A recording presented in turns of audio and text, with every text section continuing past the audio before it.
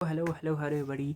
आज हम पढ़ने वाले एनसीईआरटी में ही किस चीज़ को स्ट्रक्चरल ऑर्गेनाइजेशन एनिमल्स को बहुत इजीली कवर करेंगे, अच्छे से करेंगे। जो मैंने हाईलाइट किया मतलब उसको ज़रूरी पढ़ना है स्टार्टिंग से। हमने क्या बताया, in multicellular animals a group of similar cells along with intercellular substance perform specific function such organization called tissue. तो पता है टिश्यू क्या होता है, सेल्स आपस में मिलते आपस में मिलके एक पर्टिकुलर फंक्शन परफॉर्म करते। ऐसे सब्सटेंस को ऐसे जब ये आपस में मिलके एक पर्टिकुलर फंक्शन परफॉर्म करते ऐसे ऑर्गेनाइजेशन को हम बोलते हैं टिश्यू। क्या बोलते हैं, tissue. All complex animals consist of 4 basic types of tissue, हम देखेंगे आगे। अब हम स्टार्ट करते हैं पहले एनिमल टिश्यू। अगर मैं एनिमल टिश्यू की बात करूँ, हमारे पास 4 different types of broadly classified 4 different types. सबसे पहला आता है एपिथेलियम, सेकंड आता है कनेक्टिव टिश्यू, फिर आता है मस्कुलर टिश्यू, फिर आता है हमारे पास neural tissue. These are the 4 types. सबसे पहले हम पढ़ेंगे एपिथेलियल टिश्यू। एपिथेलियल की बात करेंगे, एपिथेलियम को हम कॉमनली क्या बोला जाए, कॉमनली रेफर टू एपिथेलियम इसको बोला जाता है।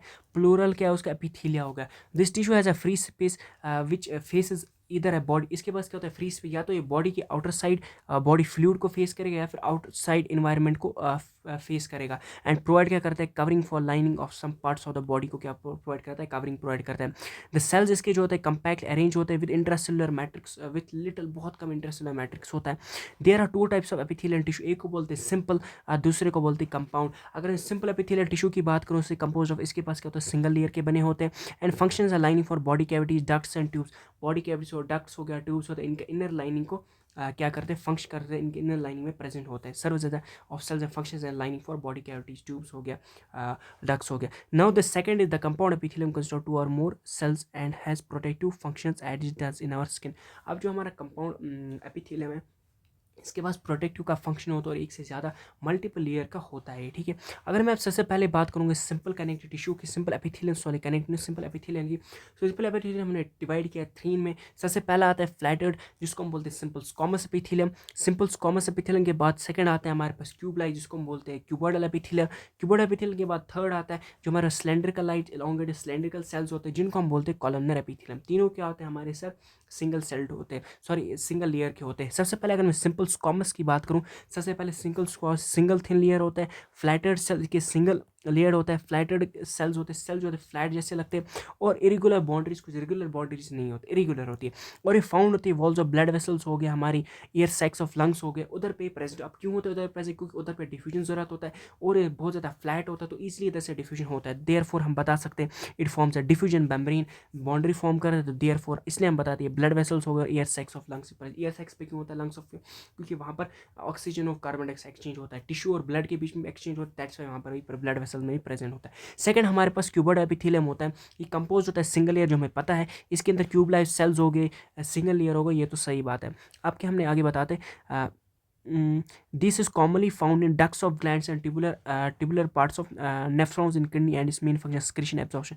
जो हमारा क्यूबॉइड एपिथेलियम है, इसका मेन फंक्शन क्या होता है, एक तो स्क्रीशन होता है और एब्जॉर्प्शन होता है। इसी की वजह से हमारे पास मेन ट्यूब्स ऑफ नेफ्रॉन्स के पास प्रेजेंट होता है। नेफ्रॉन्स के ट्यूब्स हो गए, पीसीटी डीसीटी हो गया, उनमें क्या होता है, एक्सचेंज हमें देखने को मिलता है, ठीक है। उधर से भी देखने को मिलता है एक्सचेंज, स्क्रिशन होता है, किसी चीज़ का एब्जॉर्प्शन होता है तो वहीं से होता है, तो इसलिए वहाँ पर ही प्रेजेंट होता है। और साथ में डक्ट्स ऑफ ग्लैंड्स, ग्लैंड्स में ही प्रेजेंट होता है, डक्ट्स ग्लैंड्स के जो डक्ट्स होता है वहाँ पर ही प्रेजेंट रहता है, ठीक है। अगर मैं बात करूँगा, ये जो हमारे पास एपिथेलियम प्रॉक्सिमल कन्वोल्यूल ट्यूब्यूल का जो एपिथेलियम होता है, वो प्रोसेस क्या करता है सर, वो प्रोसेस करता है माइक्रोविले। क्या प्रोसेस करता है, माइक्रोविले। अब मैं अगर कॉलमन एपिथेलियम नेक्स्ट थर्ड की बात करूँ, कॉलमन, इसके पास सिलेंड्रिकल सेल्स होते हैं, ये भी सिंगल लेयर होता है, सिलेंड्रिकल सेल्स होते हैं। और इसके जो न्यूक्लियर होते हैं वो लोकेटेड होते हैं बेस, इसके बेस पे क्या होते हैं, न्यूक्लियर यहाँ पर बेस पे लोकेटेड होंगे। फ्री सरफेस पोजेस क्या करता है, हो सकता है इसके फ्री सरफेस से माइक्रोविले हो। They are found in the lining of stomach हो गया, इंटेस्टाइन हो गया, help secretion absorption. Intestine secretion आपको पता होगा, उनके अंदर माइक्रोविले भी प्रेजेंट होता है इंटेस्टाइन, जिसकी वजह से एब्जॉर्प्शन वो करवाता है, तो इसका भी फंक्शन सेम रहता है। लेकिन लाइनिंग ऑफ स्टमक और इंटेस्टाइन हो गया, और वहाँ पर वो क्यूबल जो होता है वो प्रेजेंट होता है, हमारे डक्ट्स ऑफ ग्लैंड्स हो गए, और हमारे पास tubes of nephrons of kidney, ठीक है। इफ द कॉलमनर या फिर क्यूबोइडल, अगर कॉलमनर या फिर क्यूबोइडल अगर हम बात अगर ये बियर करेंगे सीलिया, तो उनको बोला, इनको क्या बोलते हैं, इनको हम बोलते हैं सीलेटेड एपिथेलियम। क्या बोलते हैं, ciliated epithelium. This function is to move particles mucus specific direction में मूव करवाते हैं ओवर द एपिथेलियम। इनका फंक्शन क्या होता है, स्पेसिफिक डायरेक्शन मूव करवाना, म्यूकस हो गया, कोई पार्टिकल उसको मूव करना। They are mainly present in inner surface of the hollow organs like bronchioles and fallopian tube के प्रेजेंट होता है, क्योंकि वहाँ पर मूवमेंट किया जाता है ओवरी का, ठीक है। तो और ब्रोंक्यूल्स के ऊपर प्रेजेंट होता है, कोई डस्ट पार्टिकल उसको बाहर निकालना, तो इसी की मदद से ऊपर चढ़ के बाहर निकल आता है, ठीक है।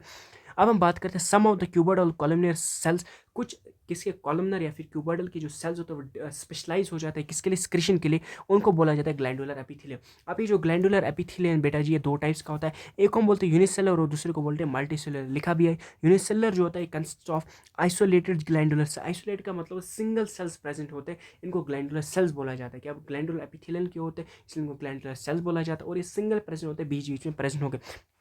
मिसाली ओवरऑल एपिथेलियम होगा, इसके बीच में एक पर्टिकुलर सेल होगा जो सिक्रीशन में स्पेशलाइज्ड होगा, इसको बोलेंगे ग्लैंडुलर एपिथेलियल, और ऐसे सेल्स को बोलेंगे ग्लैंडुलर सेल। क्या बोलेंगे, ग्लैंडुलर सेल। अगर ये सिंगल प्रेजेंट आइसोलेटेड होगा, अलग होगा, आइसोलेट का मतलब सिंगल होता है होगा, तो उसको हम बोलेंगे यूनिसेलर। क्या बोलेंगे, यूनिसेलर।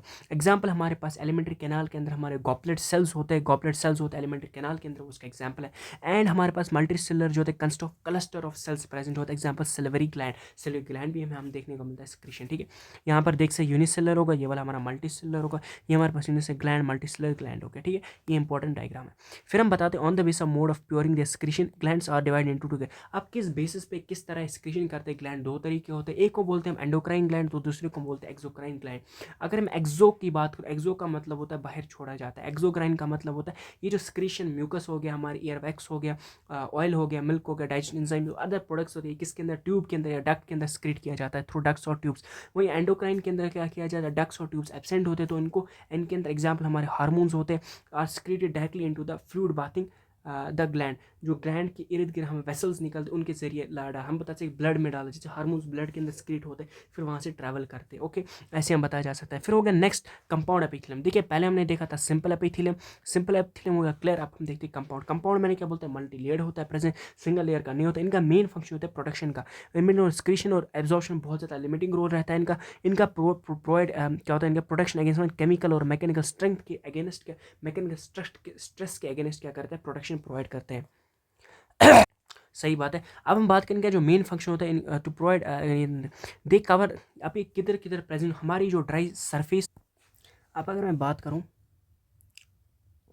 मैंने बताया था एक्सोक्राइन और एंडोक्राइन, ठीक है, इसके बारे में हम देख लिया। अब हम देखते हैं कंपाउंड एपिथेलियम के बारे में। जो हमारा कंपाउंड एपिथेलियम होता है ये बना होता है एक से ज़्यादा लेयर्स के, हमें पता है, केमिकल हो गया, मैकेनिकल स्ट्रक्चर, जैसे मैंने भी बताया। अब दे कवर द ड्राई सरफेस, जब किधर किधर प्रेजेंट होते हैं, ये हमारी बॉडी के जो ड्राई सरफेस होते हैं उसको कवर करते हैं। मॉइस्ट सरफेस हमारी बकल कैविटी उसको कवर करते हैं। फेरेंक्स हो गया, हमारे इनर लाइनिंग ऑफ डक्ट्स हो गया, salivary glands and open care. तो हमने क्या बोलता, हमारे ड्राई एरियाज ऑफ स्किन हो गया, बकल कैविटी हो गया, inner lining of buccal cavity हो गया, moist surface of buccal cavity, pharynx हो गया, inner lining of salivary gland हो गया, एंड ऑफ पेनक्रेटिडा की सारी चीज़ें करते हैं। अब ये जो एपिथेलियल सेल्स होते हैं ये आपस में हेल्ड टुगेदर होते हैं विद रिलेटेड इंटरस्टेलर मैट्रिक्स, और इनके पास स्पेशलाइज जंक्शंस होते हैं जो बहुत structure as well as functional links इनके बीच में, इंडिविजुअल सेल्स के बीच में करवाते हैं। तो 3 टाइप्स जंक्शन प्रेजेंट होते हैं epithelium और अदर टिश्यूज़ के बीच में in and other tissue. 3 types of cell junctions are found in epithelium and other tissue. These are called as tight junctions, adhering and, जिसमें टाइट, एडहेरिंग और gap junctions. और tight junctions हमारा क्या करता है, समझते हैं, ये दोनों के बीच में स्टॉप करता है सब्सटेंस को लीक होने में सेल्स के बीच में।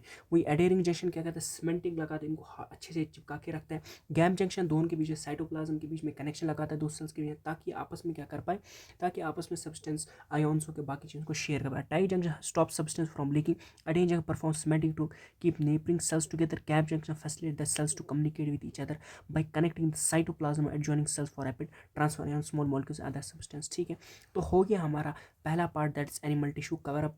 ये 8 मिनट के अंदर हो गया था, पूरा एनसीईआरटी हमने खत्म कर लिया, ठीक है। अब हम आगे पढ़ेंगे नेक्स्ट लेक्चर के अंदर। सो आज के लिए इतना है, थैंक्स फॉर वॉचिंग, बाय।